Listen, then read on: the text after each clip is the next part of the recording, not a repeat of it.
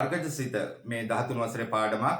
මේකෙදි මේ ax වර්ගය ධන bx ධන c සමානයි බිඳුවාකාරයව තමයි මේවා O level වල තිබිලා තියෙනවා. මේක වර්ගජසිත කියන්නේ මේවට. මේකෙදි හොඳ ඔයාලා මතක තියාගන්න තියෙන්නේ මේ a කියන්නේ x වර්ගය ඉස්සරහා තියෙන පදේ, b කියන්නේ x ඉස්සරහා තියෙන පදේ, c කියන්නේ නියත පදේ. එතකොට x වර්ගය ඉස්සරහා තියෙන පදේ දෙක. එතන තමයි a කියන්නේ, b ට තමයි 3 කියන්නේ, c ට තමයි 4 කියන්නේ. මේකෙදි මේ a විශාලයි බිඳුව නම් මෙයාලා කියනවා අවමයක් තියනවලු. ඒ කියන්නේ මේ x වර්ගය ඉස්සරහා තියෙන පදේ ධනාගයක් නම් අවමයක් තියෙනවා.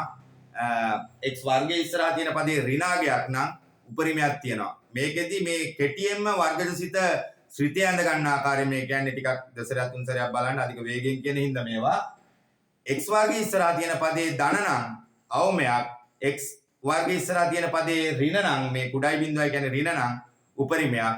මේකෙදි හැරුම් ලක්ෂය නැත්තම් සම්මිතිකක්ෂයේ සමීකරණය පවතිනවා x සමානයි ඍණ b බෙදීම 2a කියන එක. ඍණ b කියන්නේ b වෙනුවට තියෙන මෙතන 3, ඍණ 3 බෙදීම 2යි a වෙනුවට තියෙන 2, 2 ගුණ කිරීම 2, b ඍණ 3 බෙදීම 4 කියන එක සම්මිතිකක්ෂයේ සමීකරණය නැත්තම් අවමය හෝ උපරිමයේ තියෙන සම්මිතිකක්ෂයේ අගේ x ගේ අගය තමයි මේ x සමානයි ඍණ b බෙදීම 2a මගින් දෙන්නේ.